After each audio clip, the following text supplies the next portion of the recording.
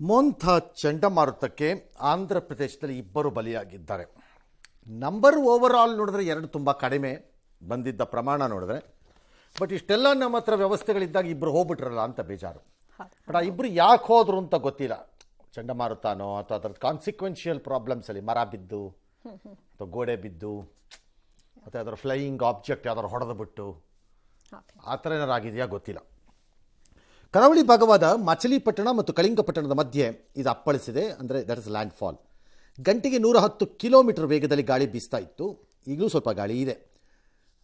ಈ ಪರಿಣಾಮ ಅಲ್ಲೆಲ್ಲ ಸಾಕಷ್ಟು ಮಳೆ ಇದೆ. ನಾನು ಆಗಲೇ ಹೇಳಿದ್ದೆ, ಮೊನ್ನೆ ಅನಿಸುತ್ತೆ ಕರ್ನಾಟಕದಲ್ಲಿ ಮೋಡ ಕವಿದ ಇರುತ್ತೆ, ಒಂಥರ ಮಬ್ಬಾಗಿರುತ್ತೆ.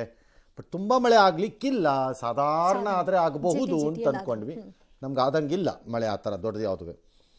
3800ಕ್ಕೂ ಹೆಚ್ಚು ಹಳ್ಳಿಗಳಲ್ಲಿ ಭಾರಿ ಮಳೆ ಆರ್ಬಿಟ್ಟ. ಎಲ್ಲ ಸಮೀಕ್ಷೆ ಎಲ್ಲ ಮಾಡ್ಕೋತಿದ್ದಾರೆ. ಆಂಧ್ರದಿಂದ ಅದು ಒಡಿಶಾ ಕಡೆಗೆ ಮೂವ್ ಆಗ್ತಾ ಇದೆ ಸೈಕ್ಲೋನ್. ಅಲ್ಲೂ 15 ಜಿಲ್ಲೆಗಳಲ್ಲಿ ವಿಪರೀತ ಮಳೆ. ಭಾಳ ಸಹಜವಾಗಿ ಮರಗಳೆಲ್ಲ ಬಿದ್ದೋಗಿದೆ, ವಿದ್ಯುತ್ ಕಂಬಗಳು ಇದೆಲ್ಲ ಆಗಿದೆ. ಇದೆಲ್ಲ ಹಾಗೇ ಆಗತ್ತೆ. ಅದನ್ನ ಈಗ ರಿಪೇರಿ ಮಾಡ್ಕೋಬೇಕಷ್ಟೇ, ಬೇರೆ ದಾರಿ ಇಲ್ಲ. ಅರಬ್ಬಿ ಸಮುದ್ರದ ಭಾಗದ ಕರಾವಳಿಗೂ ತಟ್ಟಿದೆ. ಆಳ ಸಮುದ್ರದಲ್ಲಿ ವಾಯುಭಾರ ಕುಸಿತವಾಗಿ ಅಲ್ಲೂ ಬಂದಿದೆ. ಆ್ಯಕ್ಚುಲಿ 2 ಸಿಸ್ಟಮ್ಸ್ ಡೆವಲಪ್ ಆಗ್ತಾ ಇತ್ತು ಸೈಮಲ್ಟೇನಿಯಸ್ ಆಗಿ, ಬೋತ್ ಈಸ್ಟ್ ಆ್ಯಂಡ್ ವೆಸ್ಟಲ್ಲಿ. ಅಂದರೆ ಪೂರ್ವ ಮತ್ತು ಪಶ್ಚಿಮ ಭಾಗದಲ್ಲಿ ಎರಡೂ ಕಡೆಯಿಂದ ಸಿಸ್ಟಮ್ಸ್ ಬರ್ತಾ ಇತ್ತು. ಈಸ್ಟ್ ಕೋಸ್ಟ್ದು ಅಂತ ಏನಿದೆ ಅದು ಹೆವಿ ಮಾಡ್ತು, ಇದು ಹಾಗೆ ಕರಗಿತು ಅಷ್ಟೇ. ಇದು ಈ ಕಡೆದು ಹಾಗಾಗಿ ನಿಮ್ಗೆ ಇಲ್ಲಿ ಹೆಚ್ಚಾಗಲಿಲ್ಲ, ಇದು ಮುಂದಕ್ಕೆ ಬರಲೇ ಇಲ್ಲ. ದಟ್ ವಾಸ್ ಡಿಸೈಡೆಡ್, ಮೊನ್ನೆನೇ ಡಿಸೈಡ್ ಆಯಿತು ಅದು ಬರಲಿಕ್ಕಿಲ್ಲ ಮುಂದಕ್ಕೆ ಇನ್ನು ಅಂತ. ಇದರಲ್ಲಿ ಆಸಕ್ತಿ ಇದ್ದವ್ರಿಗೆ ಇದು ಹೇಗೆ ಫಾರಮ್ ಆಗುತ್ತೆ, ಹೇಗೆ ಮೂವ್ ಆಗ್ತಾ ಇದೆ, ಹೇಗೆ ಡೈರೆಕ್ಷನ್ ಇದು ಮಾಡ್ಕೋತಾ ಇದೆ, ಹೇಗೆ ಸ್ಪೀಡ್ ಆಗ್ತಾ ಇದೆ, ಹೇಗೆ ಸ್ಟ್ರೆಂಥನ್ ಆಗ್ತಿದೆಯಾ, ವೀಕ್ ಆಗ್ತಾ ಇದೆಯಾ, ಇದೆಲ್ಲ ತಿಳ್ಕೊಳ್ಳೋಕೆ ಭಾಳ ಕುತೂಹಲವಾಗಿರುತ್ತೆ. ಮತ್ತು ಇವೆಲ್ಲ ನಿಮಗೆ ಮೊದಲೇ ಗೊತ್ತಾಗತ್ತೆ. ನಾವು ನ್ಯೂಸಲ್ಲಿ ಹೇಳಬೇಕಾದ್ದು ಏನಿಲ್ಲ ನಿಮಗೆ.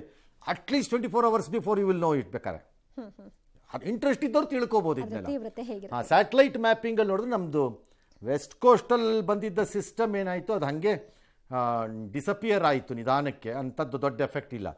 ಇಷ್ಟು ಪ್ರಾಬ್ಲಮ್ ಆಗಿದ್ದಿದ್ದು. All right. ಇನ್ನು ಆಂಧ್ರ ಕರಾವಳಿಯಲ್ಲಿ ಮೊಂಥಾ ಅಬ್ಬರಿಸ್ತಾ ಇದ್ರೆ, ಅತ್ತ ಜಮೈಕಾದಲ್ಲಿ ಮೆಲಿಸಾ ಸೈಕ್ಲೋನ್ ರಣಚಂಡಿ ಹಿಡಿದಿದೆ. 174 ವರ್ಷಗಳಲ್ಲಿ ಅಪ್ಪಳಿಸಿದಂತಹ ಅತ್ಯಂತ ಶಕ್ತಿಶಾಲಿ ಸೈಕ್ಲೋನ್ ಇದಾಗಿದೆ. ಮೆಲಿಸಾ ಚಂಡಮಾರುತದ ಹೊಡೆತಕ್ಕೆ ಜಮೈಕಾ ಅಂತೂ ತತ್ತರಿಸಿ ಹೋಗಿದೆ. 295 ಕಿಲೋಮೀಟರ್ ವೇಗದಲ್ಲಿ ಗಾಳಿ ಬೀಸ್ತಾ ಇದೆ. ಕ್ಯೂಬಾದತ್ತ ಈಗ ಮಾರುತಗಳು ಸಾಗ್ತಾ ಇದೆ. ವಿನಾಶಕಾರಿ ಮೆಲಿಸಾ ಚಂಡಮಾರುತಕ್ಕೆ ಜಮೈಕಾದಲ್ಲಿ ಈವರೆಗೂ 7 ಮಂದಿ ಬಲಿಯಾಗಿದ್ದಾರೆ. ಕ್ಯೂಬಾದಲ್ಲಿ ಮುನ್ನೆಚ್ಚರಿಕಾ ಕ್ರಮವಾಗಿ 5 ಲಕ್ಷ ಜನರನ್ನ ಸುರಕ್ಷಿತ ಸ್ಥಳಕ್ಕೆ ಶಿಫ್ಟ್ ಮಾಡಿದ್ದಾರೆ. ತುರ್ತು ಪರಿಸ್ಥಿತಿಯನ್ನ ಘೋಷಣೆ ಮಾಡಲಾಗಿದೆ.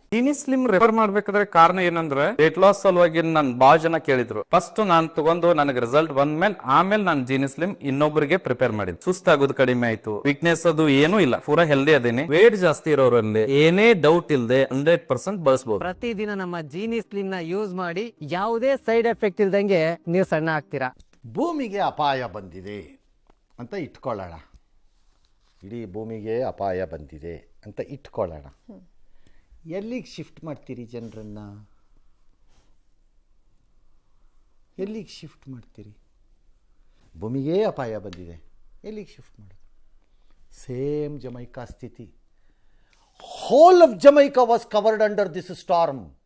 ಈ ಇದರಲ್ಲಿ ಯಾವುದು ಸೇಫ್ ಅಲ್ಲದ ಪ್ರದೇಶ. ಎಲ್ಲಿಗೆ ಶಿಫ್ಟ್ ಮಾಡಬೇಕು?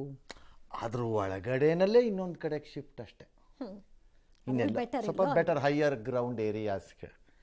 7 ಜನ ಬಹಳ ಕಡಿಮೆ. ವಿಪರೀತವಾದಂತಹ ಕ್ರಮಗಳನ್ನು ತೆಗೆದುಕೊಳ್ತು ಜಮೈಕಾ. ಹಂಗಾಗಿ ಬಚಾವಾದಂಗೆ ಕಾಣಿಸ್ತಾ ಇದೆ ಮೇಲ್ನೋಟಕ್ಕೆ. 300 ಕಿಲೋಮೀಟರ್ ವೇಗದಲ್ಲಿ ಬಂದಿದೆ ಗಾಳಿಯಲ್ಲಿ. 320 ಟಚ್ ಮಾಡಿದೆ ಕೆಲವು ಭಾಗಗಳಲ್ಲಂತೂ. ವಿಪರೀತವಾಗಿ ಹೊಡೆದಿದೆ. ಇನ್ನು ಭಾಳ ಜನ ವಿಜ್ಞಾನಿಗಳು ಹೇಳ್ತಾ ಇರೋದು, ಇದು ಯಾರು ಒಪ್ಕೋತಾರೋ, ಡೊನಾಲ್ಡ್ ಟ್ರಂಪ್ ಒಪ್ಪಲ್ಲ. ಫಾರ್ ಎಕ್ಸಾಂಪಲ್ ಗ್ಲೋಬಲ್ ವಾರ್ಮಿಂಗನ ಜಾಗತಿಕ ತಾಪಮಾನ ಏರ್ತಾ ಇದೆ, ಪರಿಣಾಮಗಳಾಗ್ತಾ ಇದೆ ಇದೆಲ್ಲ ಅಂತಂದರೆ ಅದನ್ನು ಒಪ್ಪಲ್ಲ ಅವರು. ಅದೆಲ್ಲ ಬೋಗಸ್ ಅದು ಅಂತೆಲ್ಲ ಬೈತಾರೆ ಬಾಯಿಗೆ ಬಂದಂಗೆ ಸಾಹೇಬರು. ಹಾಗಾಗಿ ಅದನ್ನು ಬಿಟ್ಬಿಡಿ. ಬಟ್ ಯಾರು ನಂಬ್ತಾರೋ ಅವರೆಲ್ಲ ಹೇಳ್ತಾ ಇರೋದು ಏನು ಅಂದರೆ, ಇದೆಲ್ಲ ಆರಂಭಗಳು. ಇನ್ನು ಮುಂದಕ್ಕೆ ಬರುವ ಎಲ್ಲ ಚಂಡಮಾರುತಗಳು ಅಥವಾ ಈ ಥರದ್ದು ಈವನ್ ಹರಿಕೇನ್ಸು, ಇದು ಸುಂಟ್ರ ಗಾಳಿಗಳು, ಇವೆಲ್ಲ ಇನ್ನೂ ಹೆಚ್ಚು ಹೆಚ್ಚು ಹೆಚ್ಚು ಹೆಚ್ಚು ಶಕ್ತಿಯುತವಾಗಿ ಬರುತ್ತವೆ ಅಂತ. ಅಂದರೆ ಈ 300 ಕಿಲೋಮೀಟರ್ 400ಕ್ಕೆ ಹೋಗ್ಬೋದು. ಹಾಗಾಗಬಹುದು ಅಂತ ಅಂತಿದ್ದಾರೆ. ಮತ್ತು ಅಲ್ಲಿಯ ಇದು ಮುಂದಕ್ಕೆ ಹೋಗಿ ಅದು ಕ್ಯೂಬಾಗೆ ಹೋಗಿದೆ. ಕ್ಯೂಬಾನು ಅದು ಚಿಂದಿ ಮಾಡಾಕ್ಬಿಟ್ಟಿದೆ. ಮೊದಲೇ ಕ್ಯೂಬಾನಲ್ಲಿ ಎಲೆಕ್ಟ್ರಿಕಲ್ ವ್ಯವಸ್ಥೆ ಏನಿದೆ ಅದು ಓಬಿರಾಯಿನ್ ಕಾಲದ ವ್ಯವಸ್ಥೆ. ಅಂದಿನ USSR ವ್ಯವಸ್ಥೆ ಮಾಡಿಕೊಟ್ಟಿರೋ ಗ್ರಿಡ್ಗಳು ಮತ್ತು ಲೈನ್ಸ್ ಎಲ್ಲ ಅದು ಆವಾಗವಾಗ ಪಟಕ್ ಅಂತ ಆಫ್ ಆಗೋಗ್ತಾ ಇರುತ್ತೆ ಕ್ಯೂಬಾನಲ್ಲಿ. ಅಪ್ಡೇಟ್ ಒಂದ್ಸರಿ ಆಫ್ ಆಗಿ ಹೋದರೆ 8 ದಿನ 6 ದಿನ ಪವರೇ ಇರಲ್ಲ. ಹಾಗಾಗಿ ಈಗ ಅಲ್ಲಿಗೆ ಹೋಗಿದೆ ಅದು. ಅದನ್ನು ಬಿಟ್ಟರೆ ಇನ್ನೂ ಮಜಾ ಇದೆ ಹೇಳ್ತೀನಿ. ಬ್ಯಾಕ್ ಟು ಬ್ಯಾಕ್, ಬೆನ್ನ ಮೇಲೆ ಬೆನ್ನು ಇನ್ನೊಂದು ಮೂವ್ ಆಗ್ತಾ ಇದೆ ಸಿಸ್ಟಮ್. ಈಗ ಅಲ್ಲಿ ಜಮೈಕಾ ಹತ್ರ one more is moving. Fortunately ಅದನ್ನು ಡೌನ್ಗ್ರೇಡ್ ಮಾಡಿದ್ದಾರೆ ಟ್ರಾಪಿಕಲ್ ಸ್ಟಾರ್ಮ್ ಲೆವೆಲ್ಗೆ. ಹಾಗಾಗಿ ಅದು ಹೆಚ್ಚಿನ ಸಮಸ್ಯೆಯನ್ನು ತರಲಿಕ್ಕಿಲ್ಲ ಅನ್ನೋ ಲೆಕ್ಕಾಚಾರ ಇದೆ. ಬಟ್ ಅದನ್ನು ಅಂಡರ್ ಎಸ್ಟಿಮೇಟ್ ಮಾಡೋಕ್ಕಾಗಲ್ಲ. ಯಾಕಂದರೆ ಅದು ಸಮುದ್ರದಲ್ಲಿ ಮೂವ್ ಆಗ್ತಾ ಹೇಗೆ ಎಷ್ಟೋ 300 ಕಿಲೋಮೀಟರ್ ದೂರದಲ್ಲಿ, ತೀರ ಪ್ರದೇಶದಿಂದ 300 ಕಿಲೋಮೀಟರ್ ದೂರದಲ್ಲಿ ಇದ್ದಾಗಿನ ರೀತಿಯೇ ಇರಬೇಕು ಎಂಡಿಗೆ ಬಂದಾಗ ಅಂತ ಎಲ್ಲೂ ರೂಲ್ಸ್ ಇಲ್ಲ. ಶಕ್ತಿ ಇದ್ದಿದ್ದು ವೀಕು ಆಗ್ಬೋದು, ವೀಕ್ ಇದ್ದಿದ್ದು ಶಕ್ತಿಯನ್ನು ತೊಗೊಂಡ್ಬಿಡ್ಬೋದು. We don't know. ಆಮೇಲೆ ಅದೊಂದು ಲೈನ್ ಇದ್ರೆ ಅಲ್ಲೇ ಬರಬೇಕದು.